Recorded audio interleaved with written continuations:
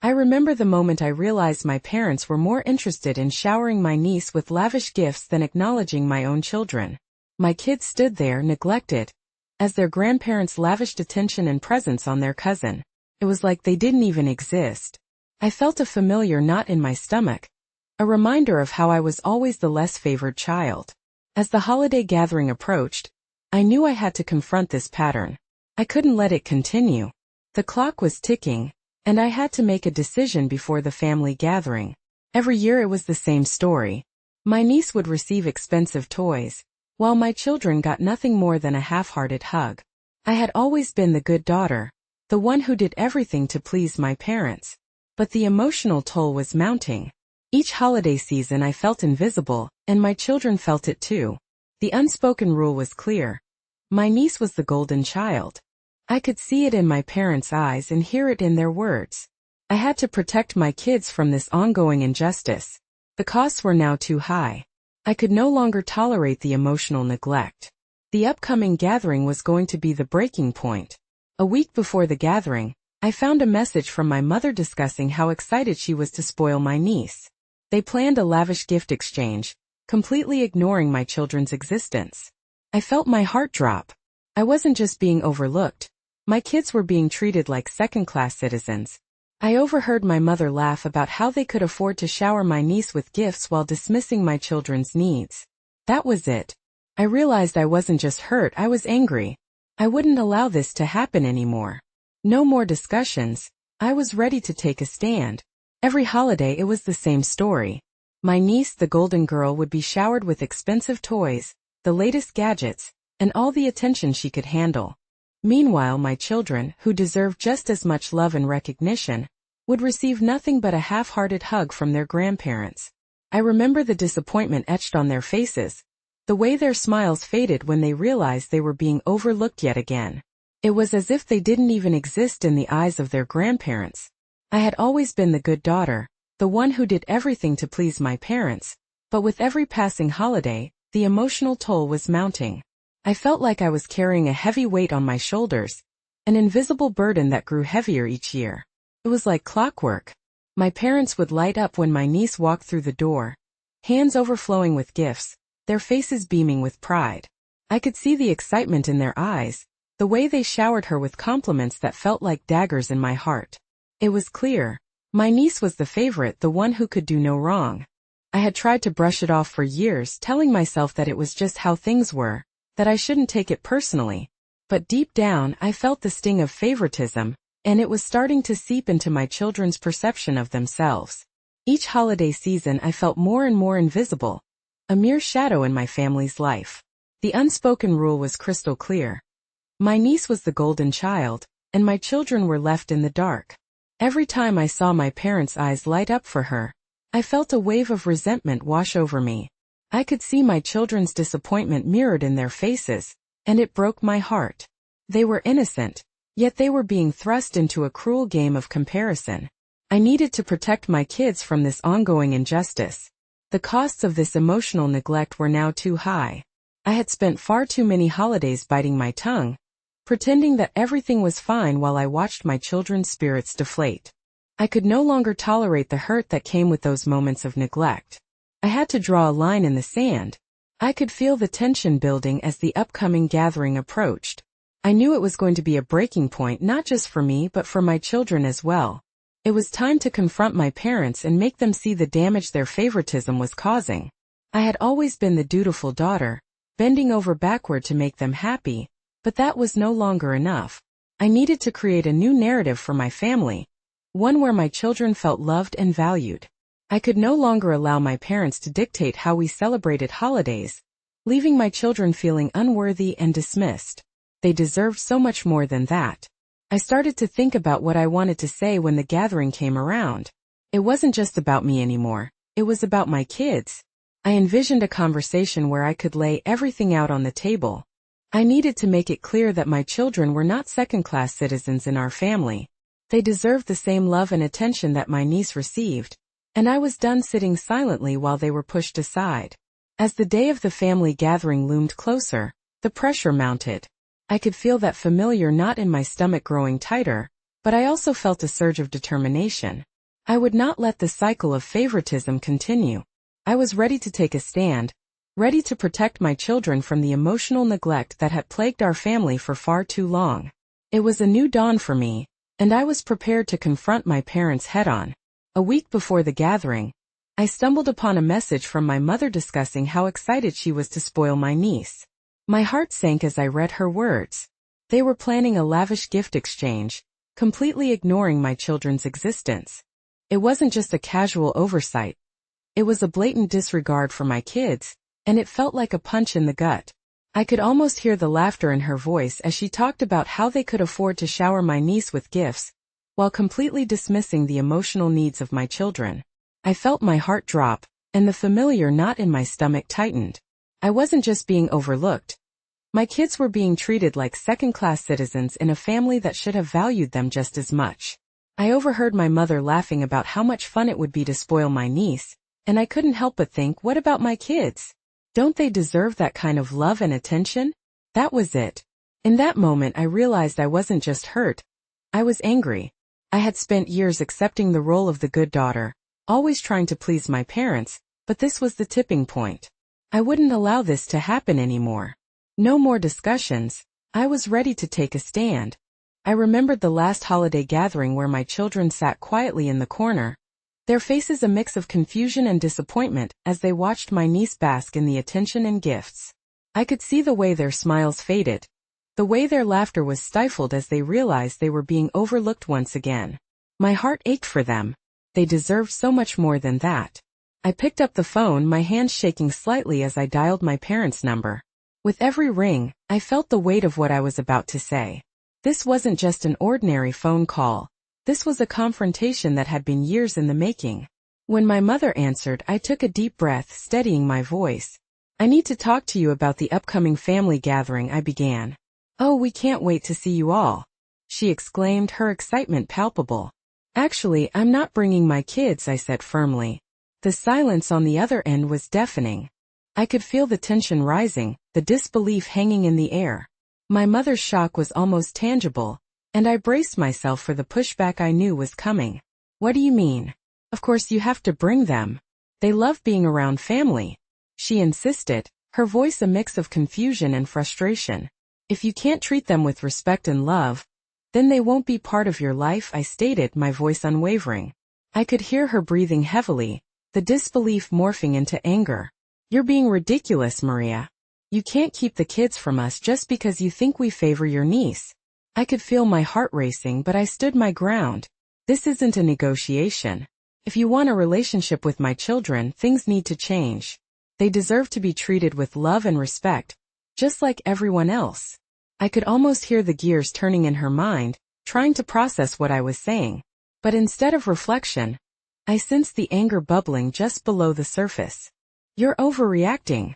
You know how much we love your kids," she snapped back, her tone defensive. I remained calm, even though I could feel my frustration rising. "Love isn't just about words, Mom. It's about actions. And right now your actions speak louder than anything else. My children are not your afterthoughts. They're a part of this family, and they deserve to be treated like it." The conversation spiraled into a familiar pattern of denial and blame. My mother insisted that I was being unreasonable, that I was creating drama where there was none. But I knew better. I had seen the pattern for years, and I was done playing the role of the silent observer. As the call ended, I felt a mix of relief and fear. I had taken a stand, but I knew the fallout was coming. I braced myself for the storm that was about to hit. I wouldn't let their anger deter me. I was ready to protect my children at all costs. No more neglect, no more emotional games. This was the beginning of a new chapter for me and my kids. I called my parents, my heart racing as I prepared to confront them about the blatant favoritism that had been tearing our family apart for years. The anticipation was a mix of dread and determination. I knew I had to be firm, clear, and uncompromising. I couldn't allow the emotional neglect of my children to continue, not any longer. When my mother picked up the phone, her cheerful voice immediately grated on my nerves. "Oh, Maria. We can't wait to see you and the kids at the family gathering. It's going to be so much fun." Her enthusiasm felt hollow, considering the way my children had been treated in the past. Actually, Mom, I'm not bringing the kids this time, I said, trying to keep my voice steady, even as I felt the familiar knot tightening in my stomach. There was a long pause on the other end, and I could almost hear the gears turning in her mind, trying to process what I just said. Finally, she replied, her tone shifting from excitement to disbelief. What do you mean you're not bringing them? Of course you have to bring them. They love being around family. I took a deep breath, steeling myself for what was to come. If you can't treat them with the love and respect they deserve, then they won't be part of your life anymore. It's that simple, I stated firmly. The silence that followed was deafening. I could sense my mother's shock morphing into anger, her breath becoming heavy as she struggled to grasp the reality of my words. You're being ridiculous, Maria. You can't keep the kids from us just because you think we favor your niece. Her defensiveness only fueled my determination. This isn't a negotiation. If you want a relationship with my children, things absolutely need to change. They deserve to be treated with the same love and attention that you shower on my niece. I won't allow them to be second-class citizens in this family anymore. I could hear the frustration bubbling in her voice. You're overreacting. You know how much we love your kids. It was the same old tune, the same old denial that I had grown so tired of. Love isn't merely about words, Mom. It's about actions. And right now, your actions tell a different story. My children are not afterthoughts. They are part of this family, and they deserve to be treated as such. You need to understand that this favoritism has consequences, and I refuse to let it continue. I could feel her trying to regain control of the conversation, her tone growing sharper. You're making this all about yourself. Why can't you just let things be? Because I can't let this go on any longer. I am tired of watching my children feel unworthy and ignored. It breaks my heart to see them sidelined, and I refuse to participate in this toxic dynamic anymore. My voice had grown stronger, fueled by the anger I felt towards the situation. You're being unreasonable. I can't believe you would do this to us, she shot back, her voice dripping with frustration. I could feel the tension thickening, but I didn't back down. It's not unreasonable to want my children to feel loved and valued. You need to understand the damage this is causing, not just to me but to my children. They are innocent in this, and they shouldn't have to suffer because of your favoritism.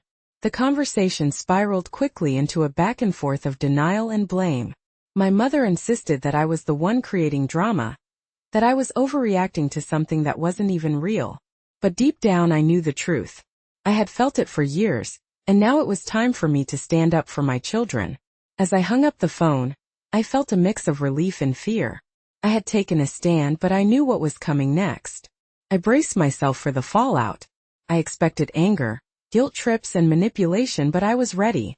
I wouldn't let their anger shake my resolve. This was about my children, and I would protect them at all costs. I was determined to break the cycle of favoritism and create a new narrative for our family, one where my kids felt loved and valued. No more emotional neglect, no more painful comparisons. I knew I was on the right path, and I was ready to face whatever storm was coming my way. As the family gathering drew closer, the pressure from my parents intensified. I could feel the weight of their expectations bearing down on me like a heavy blanket. You can't keep the kids from us, my mother insisted over the phone, her voice dripping with guilt. They'll be so disappointed if they don't see us. Don't you want them to have family time? Her words twisted around my heart, trying to pull me back into the cycle of obligation, but I stood firm. My father chimed in, his tone equally manipulative. You know how much they love being around family, Maria. You're making a big mistake by not bringing them. I could almost sense the urgency in his voice, the unspoken fear of losing access to their favorite grandchild, the one who could do no wrong in their eyes. I took a deep breath, reminding myself of my resolve. It wasn't about me. It was about protecting my children from the emotional neglect that had plagued our family for years. I wouldn't let my parents' guilt trips dictate my actions any longer. Their manipulation was palpable, but it only solidified my determination to stand my ground. Mom, Dad, this isn't about keeping the kids from you. It's about ensuring they feel loved and respected. You've shown them time and again that they don't matter as much as my niece, and I won't allow that to continue. They deserve better than this, and I'm not going to let you use guilt to control me or them any longer. I could hear the frustration bubbling on the other end of the line, but I refused to back down. Each day leading up to the gathering felt like a test of my limits. I anticipated the guilt, the anger, and the emotional blackmail that would come pouring in as they tried to manipulate me into changing my mind. I braced myself for the storm, knowing that their attempts would only strengthen my resolve to protect my children. The day before the gathering, my mother sent a flurry of text messages, each one more desperate than the last. "You're making a huge mistake, Maria. The kids will be so sad." Followed by, "Think of all the fun they could have." I could feel the pressure rising, but I didn't waver. I reminded myself why I was doing this. It wasn't just for me. It was for my children who deserved to feel cherished and valued. I could almost hear the panic in their voices as they realized I was serious. The truth was, they were more concerned about their image and the family dynamic than they were about my children's feelings. This realization made it easier to hold my ground. I wouldn't allow their emotional manipulation to sway me. As I prepared for the day of the gathering, I felt a mix of anxiety and determination. I knew my parents would pull out all the stops to try and convince me to change my mind. They might even attempt to create a crisis, banking on my sense of obligation to rush over and fix things. But I had made my decision, and I was ready to stand firm. On the day of the gathering, I woke up early, my heart racing with anticipation. I expected my phone to ring at any moment with frantic calls from my parents, urging me to reconsider. Sure enough, just as I predicted, my mother's number flashed across my screen. I answered, steeling myself for the onslaught of guilt she would try to impose. "Maria, you have to come. We need you to help with the decorations," she exclaimed, her voice laced with urgency. It was clear they were trying to create a crisis, hoping I would feel guilty enough to rush over and save the day. But instead of feeling that familiar pull of obligation, I felt a wave of relief wash over me. I didn't have to play that role anymore. "I'm sorry, Mom, but I've made other plans for today. I'll be staying home with my kids," I replied, my voice steady and calm. I could feel the tension on the other end of the line, the disbelief radiating from my mother. "What do you mean you've made other plans? You can't just leave us hanging like this," she shot back, her frustration bubbling over. "You know how much we rely on you." I took a deep breath, trying to maintain my composure. "I'm sorry, but this is about my children. They need to know that they are valued and loved, and I refuse to expose them to your favoritism any longer. I'm not coming, and that's final." I could almost hear my mother's face contorting in anger, but I didn't let it faze me. I was ready for this moment, and I wouldn't let their expectations break me.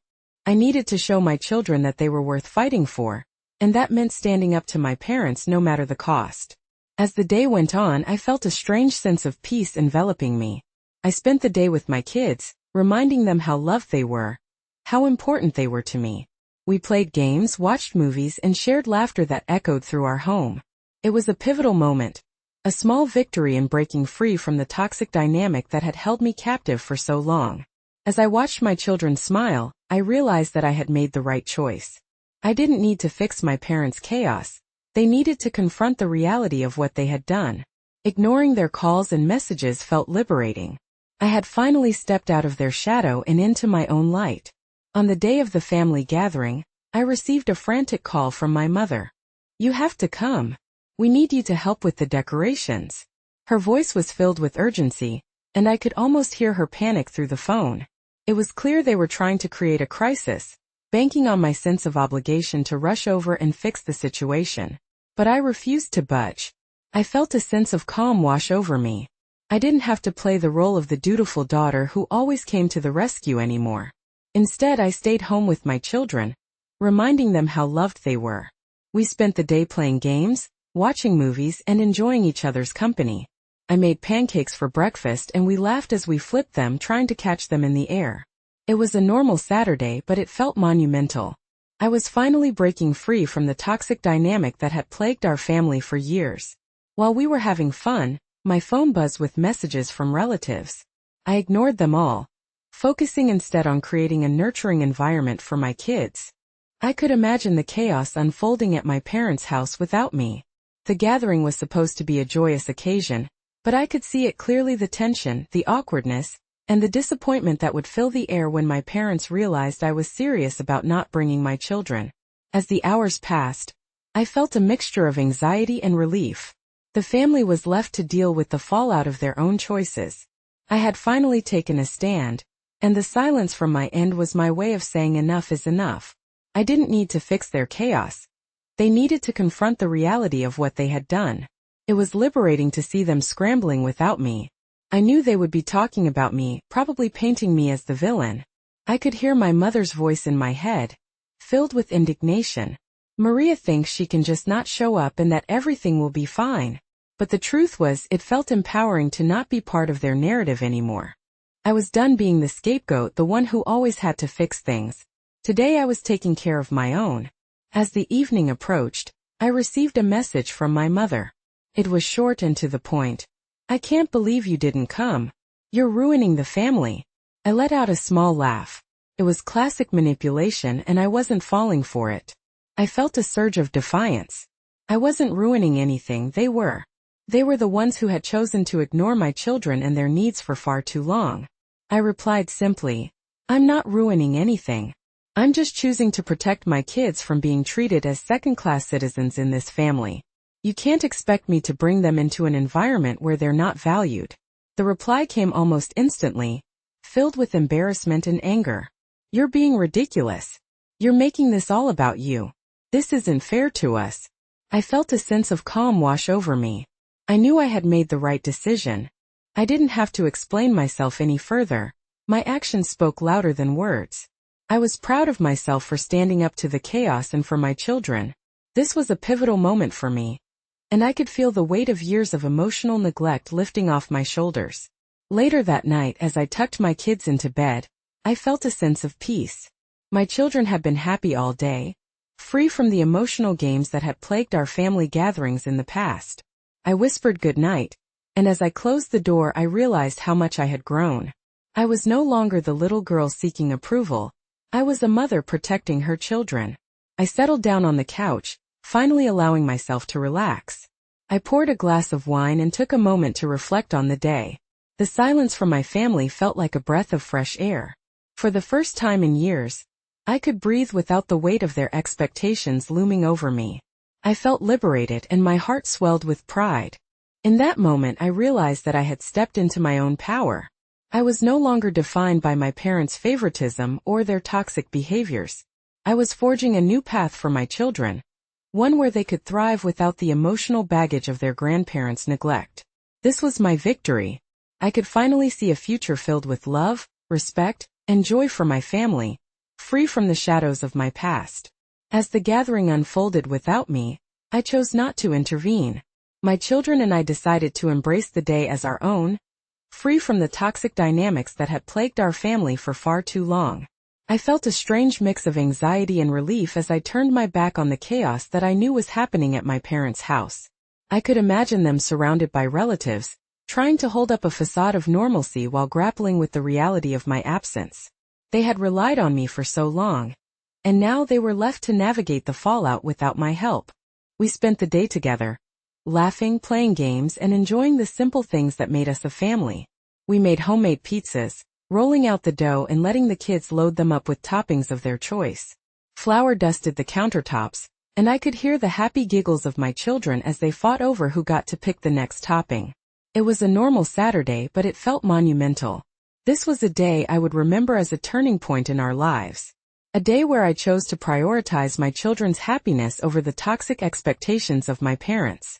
As the sun streamed through the kitchen window, I glanced at my phone, which buzzed intermittently with messages from family members. Each time my heart raced, but I reminded myself of my resolve. I couldn't let their chaotic energy pull me back into their world. I ignored the messages, focusing instead on the moment with my kids. I could almost hear the familiar sounds of my family arguing over who was to blame for my absence. My mother would be dismissing my feelings, blaming me for ruining what was supposed to be a happy occasion. But I wasn't interested in their narrative anymore. I was creating my own. The day progressed, and I could feel the weight of my decision lifting off my shoulders. I had finally taken a stand and it felt empowering. While they scrambled to manage the gathering without me, we were enjoying a peaceful day filled with love and laughter. I made pancakes for breakfast and we laughed as we flipped them, trying to catch them in the air. Each moment spent together was a reminder of why I had made this choice. I could picture my parents' house bustling with people, the chaos of relatives trying to fill the void left by my absence. I imagined my mother frantically trying to keep everything running smoothly, her frustration boiling over when things didn't go according to her plan. I could hear her voice in my head, filled with indignation. Maria thinks she can just not show up and that everything will be fine. But the truth was, it felt empowering to not be part of their narrative anymore. I was done being the scapegoat, the one who always had to fix things. As the hours passed, I felt a mixture of anxiety and relief. The family was left to deal with the fallout of their own choices. I had finally taken a stand, and the silence from my end was my way of saying enough is enough. I didn't need to fix their chaos. They needed to confront the reality of what they had done. I felt liberated to see them scrambling without me. Later in the day, I received a few frantic messages from my mother. "Maria, you've made a huge mistake. Everyone is talking about you." I felt a rush of defiance. I wasn't ruining anything, they were. They were the ones who had chosen to ignore my children and their needs for far too long. I replied simply, "I'm not ruining anything. I'm just choosing to protect my kids from being treated as second-class citizens in this family." Her reply was quick, filled with outrage. "You're being ridiculous. You're making this all about you." I could feel the tension of her anger through the screen, yet it didn't faze me. I had made the right choice and I didn't have to justify myself further. I was proud of my decision to stand up for my children. This was a pivotal moment for me, and I could feel the weight of years of emotional neglect lifting off my shoulders. As the evening approached, my phone buzzed again. Another message from my mother. "Everyone is disappointed, Maria. You're ruining the family." I chuckled softly, knowing that the very family she claimed to value was the same one that had consistently overlooked my children. I responded, "It's not about ruining anything. It's about ensuring my children feel loved and valued. They deserve better than this." As I tucked my kids into bed that night, I felt a sense of peace envelop me. My children had been happy all day, free from the emotional games that had plagued our family gatherings in the past. I whispered good night, and as I closed the door I realized how much I had grown. I was no longer the little girl seeking approval. I was a mother protecting her children. I settled down on the couch, finally allowing myself to relax. I poured a glass of wine and took a moment to reflect on the day. The silence from my family felt like a breath of fresh air. For the first time in years, I could breathe without the weight of their expectations looming over me. I felt liberated and my heart swelled with pride. In that moment I realized that I had stepped into my own power. I was no longer defined by my parents' favoritism or their toxic behaviors. I was forging a new path for my children, one where they could thrive without the emotional baggage of their grandparents' neglect. I had broken free from the cycle of favoritism that had held me captive for so long. This was my victory. I could finally see a future filled with love, respect, and joy for my family, far removed from the shadows of my past. The next morning, I woke up feeling a mix of anticipation and relief. I had stood my ground, and though I knew my parents would be furious, I felt empowered. Just as I was pouring myself a cup of coffee, my phone buzzed with a barrage of angry messages. I took a deep breath and opened the chat. "You ruined everything." My mother's message screamed from the screen. "How could you do this to us? You're making this all about you." I could picture her pacing around the house, her face flushed with anger as she typed. I felt a strange sense of validation wash over me. I had finally exposed the truth about my family dynamics, and it felt liberating. I sat down at the kitchen table with my coffee, and took my time reading through the rest of the messages. My father jumped in next. "This isn't fair, Maria. You're punishing us for something we didn't do. You're making everyone uncomfortable." The irony was not lost on me. They had spent years making me and my children uncomfortable, and now because I dared to assert my boundaries, I was the one being labeled as the villain. I felt my resolve strengthen. I wasn't the one ruining anything. They were the ones who had ignored my children's existence for far too long. I decided to respond, keeping it short and to the point. "I'm not ruining anything.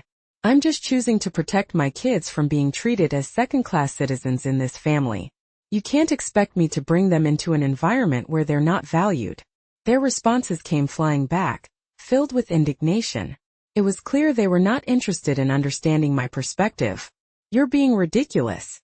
"You're making this all about you," my mother insisted. It was exhausting, but I reminded myself that this was the reality I needed to confront. They would never change and I had to be okay with that. As I sat there sipping my coffee, I felt a mix of sadness and relief. Sadness that my parents couldn't see the damage their favoritism had done, but relief that I was no longer willing to accept their behavior. I was breaking free from the cycle, and that was something to celebrate. The morning went on, but my mind was still processing the fallout from the day before. I chose to focus on my kids, who were happily playing in the living room, completely unaware of the chaos unfolding outside our home. I watched them giggle and share toys, and I felt a warmth spreading through my chest. They deserved this happiness, free from the toxic dynamics I had endured for so long. As the hours passed and the phone buzzed with more messages, I decided to turn it off. I didn't want to spend my day in their whirlwind of anger. Instead, I took my children out for ice cream, something we had never done on a holiday. We laughed, ate our favorite flavors, and enjoyed the simple pleasure of being together. In that moment, I realized that I had made the right choice. I didn't need to fix my parents' chaos. They needed to confront the reality of what they had done. I was finally living for myself and my children, not for their approval. At night, as my kids settled into bed, I felt a sense of calm wash over me. I tucked them in and kissed them goodnight, reflecting on how far I had come. I was no longer the little girl seeking approval from her parents. I was a mother fiercely protecting her children, and I had found my voice. The following days were filled with more messages from my parents, each one growing angrier than the last. They were determined to paint me as the villain in their story. I could only imagine what they were telling the rest of the family. I had become the scapegoat, the one who had ruined their precious gathering. But I didn't mind. I was finally free from their expectations, and that was a victory in itself. As I continued to ignore their messages, I focused on creating a nurturing environment for my children. I took them to the park, organized family movie nights, and we spent quality time together. I made sure they knew how loved and valued they were. Eventually, I received a call from my mother.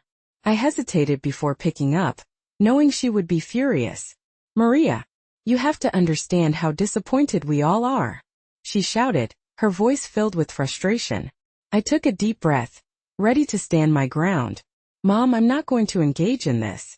I'm protecting my kids, and that's what matters to me. I hope one day you can understand that." There was a pause on the other end, and then she exploded. "You think you're so righteous. It's not about you. You've always made everything about you."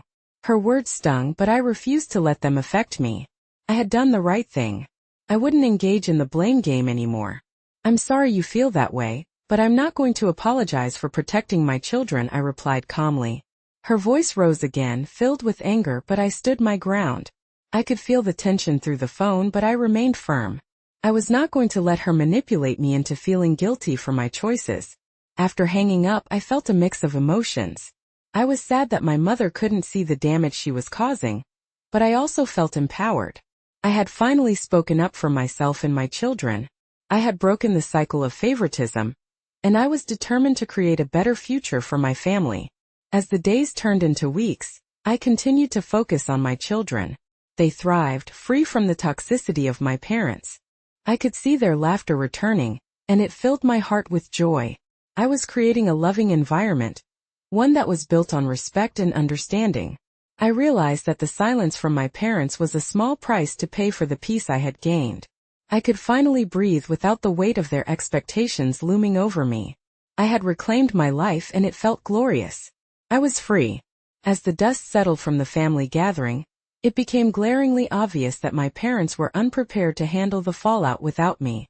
They had relied on me for so long to smooth over the chaos that ensued during our family gatherings. But this time I had chosen to step away. I could almost hear the frantic whispers among my relatives, questioning how everything had spiraled out of control without my presence. My mother, who always prided herself on being the matriarch, was floundering without her safety net. She had never truly managed anything independently, and now she was left to deal with the consequences of her actions and the rift that had formed in our family. I began to receive snippets of information from family members who reached out to me. "Did you hear? Your mom was a mess without you there," one cousin texted. I found myself smirking when I read those words. I could picture her running around, trying to maintain the illusion of the perfect family gathering as her plans crumbled right before her eyes. The very same woman who had dismissed my children's worth was now struggling to keep everything together. It was almost poetic justice, to be honest, and I felt a sense of satisfaction knowing I had finally taken a stand. The comments and messages kept rolling in.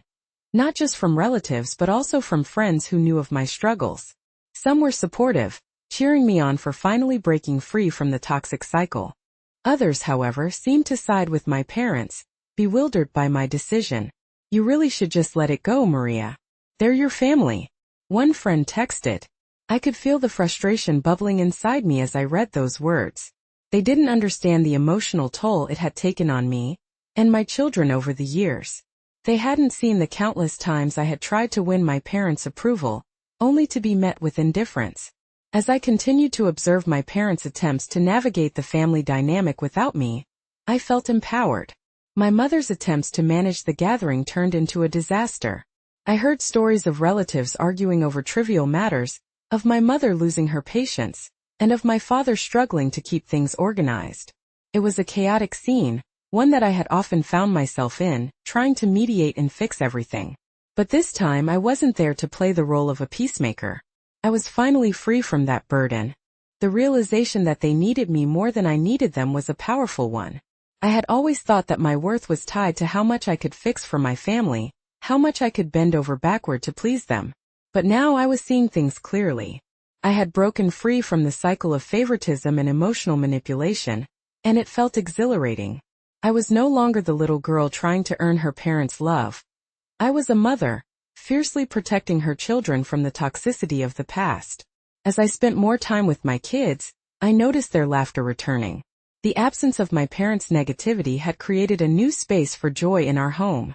We were able to bond without the underlying tension of family gatherings looming over us. We played games, went for walks, and simply enjoyed each other's company. I made it a point to emphasize how loved and valued they were, something I had wished for myself as a child.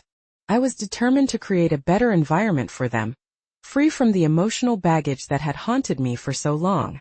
I began to reflect on my childhood, on the countless family events where I felt invisible. My parents had always shown a blatant favoritism towards my niece, and I had accepted it as a part of life. But now I was realizing that I didn't have to accept that anymore. My children deserved better, and I was committed to ensuring they never felt the same way I did growing up. The silence from my parents was a small price to pay for the peace I had gained. Days turned into weeks, and my parents continued to reach out, but their messages were laced with anger and blame. They were determined to paint me as the villain in their story, claiming that I had ruined the family. But I didn't care.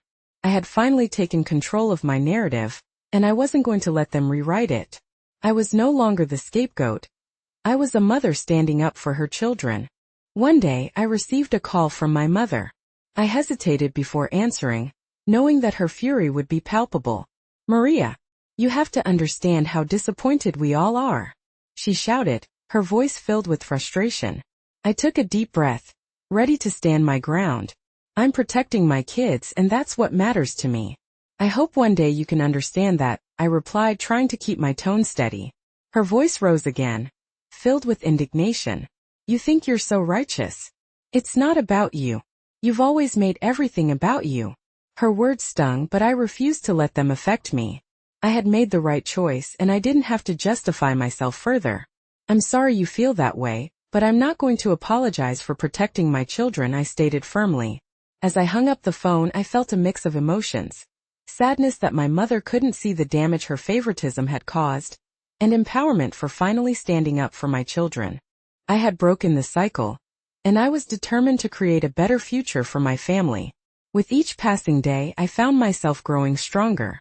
The silence from my parents felt like a breath of fresh air, and I realized I could finally breathe without the weight of their expectations looming over me. I was free, and that freedom was intoxicating. I no longer needed to cater to their whims or be the family fixer. I had reclaimed my life, and it felt glorious. The journey had been challenging, but I had emerged on the other side, stronger and more resilient than ever before. My children and I were thriving without the toxic influence of my parents. I was creating a loving environment, one built on respect, understanding, and unconditional love. This new chapter of my life was filled with possibilities, and I was determined to embrace every moment.